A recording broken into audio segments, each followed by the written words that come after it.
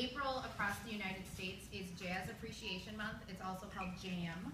And we are celebrating jazz music because it is the only style of music indigenous to the United States, meaning it's the only form of music that started here, that was born here. A lot of our other classical styles of music came from Europe, but jazz music came from here. And a lot of the music that we listen to on the radio today, pop, R&B, gospel, hip hop, it has its roots in jazz music.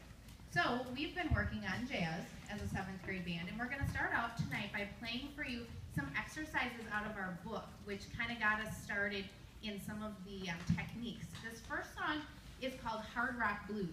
You may recognize it because they played it last year at their very first concert. So it was their introduction to jazz music, they just didn't know it yet.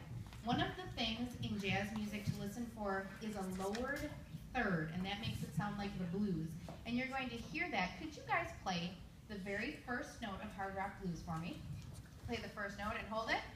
Next note. Next note. Second note. Third note. Third note. That third note is a lowered third, and that happens in blues music. So instead of having a major scale, do, re, mi, it goes do, re, mi, and the third note is lowered. So that's something we've been practicing. We'll play 2 songs for you out of our book, Hard Rock Blues and Basic Blues, which demonstrate that lowered third note.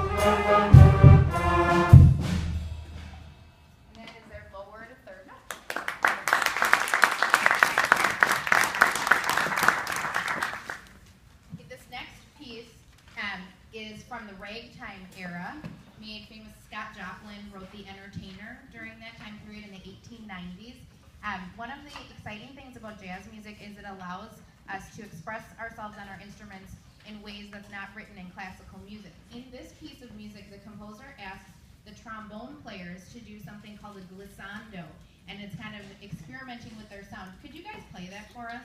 This is the trombone glissando. Ready, go.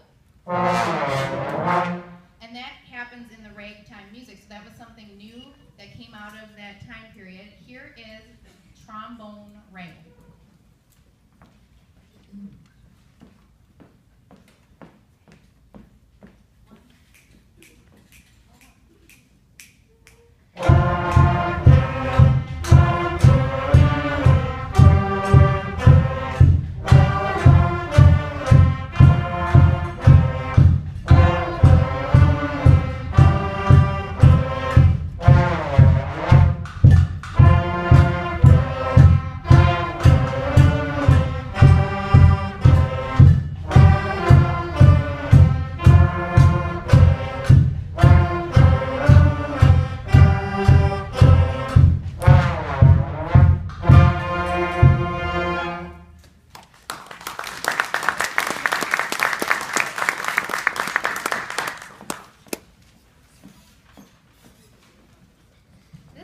piece of music is called Bottom Bass Boogie, and it gave us the opportunity to experience what is called a walking bass line.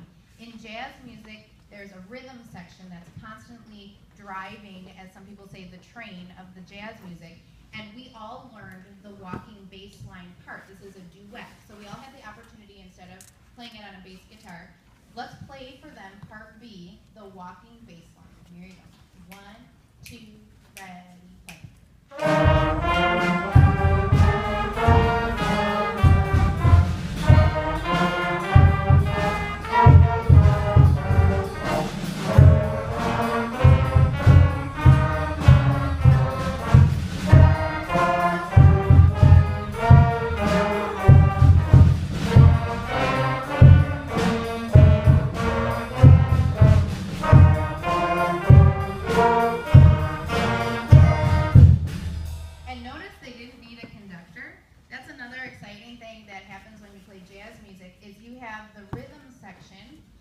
We'll eventually see you'll have a drum set and a bass guitar. The rhythm section is doing all the work. They are just listening to the notes and they're listening to that section. They don't need me, which is kind of nice, but also kind of sad. This is the melody of that duet, and so we're going to combine them in just a moment. But why don't you guys play them part A of the duet so they can hear the melody. 1, 2, ready, play.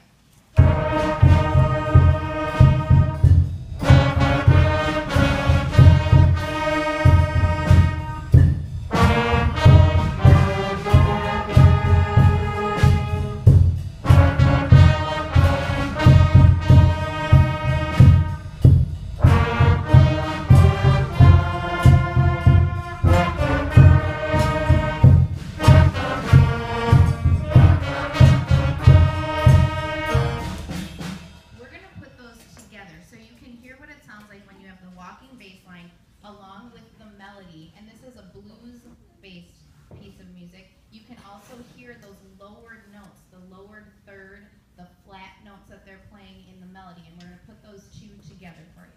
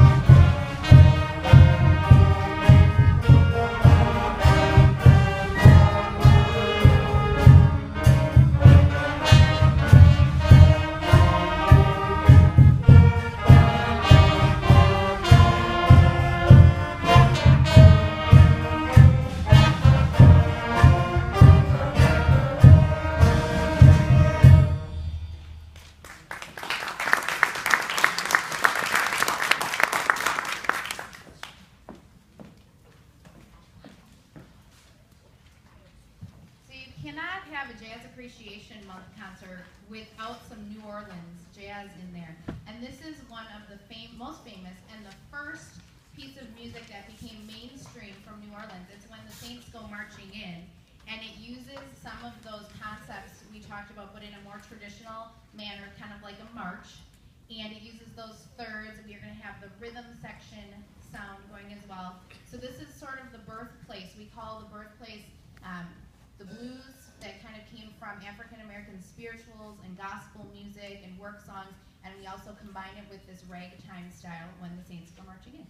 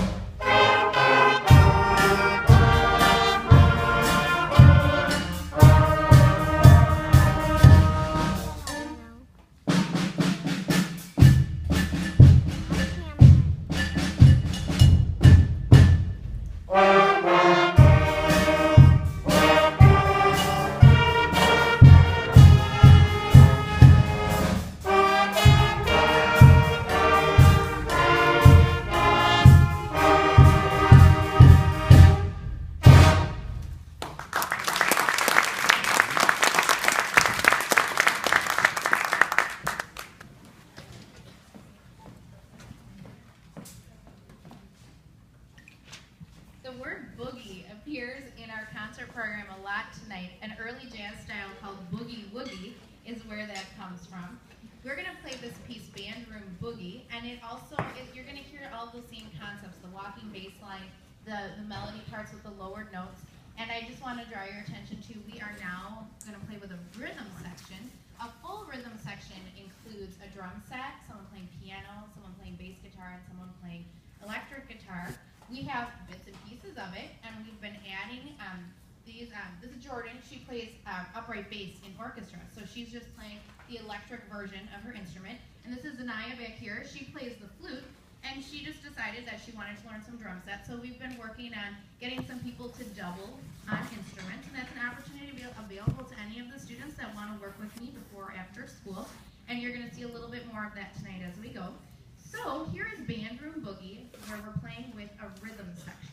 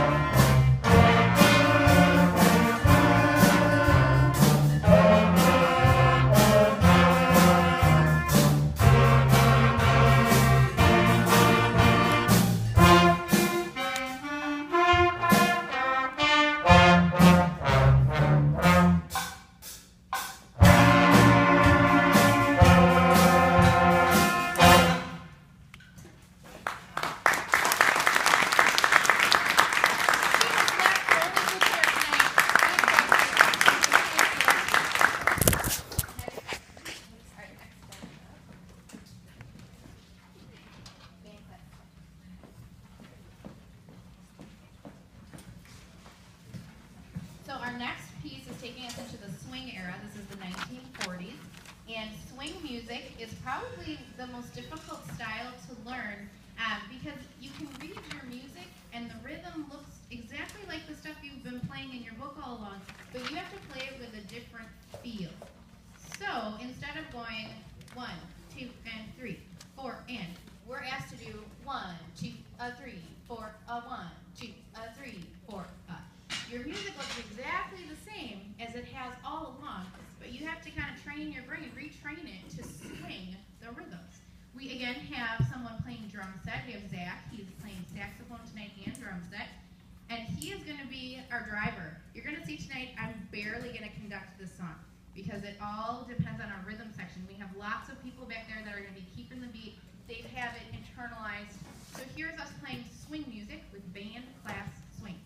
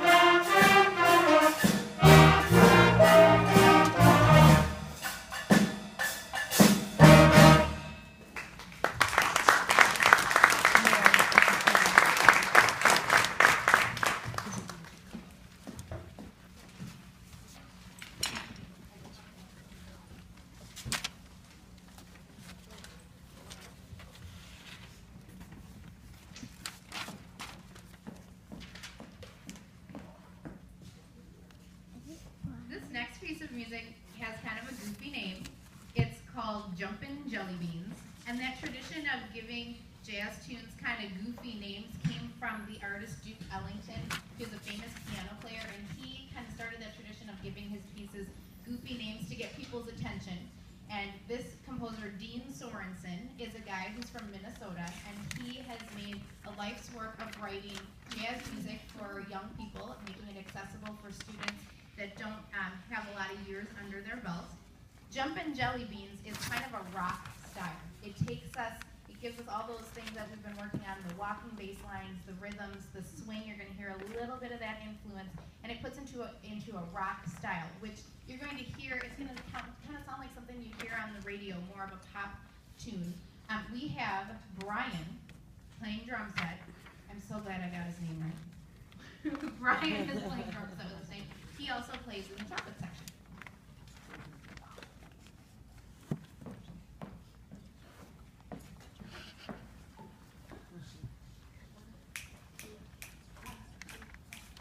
Thank you.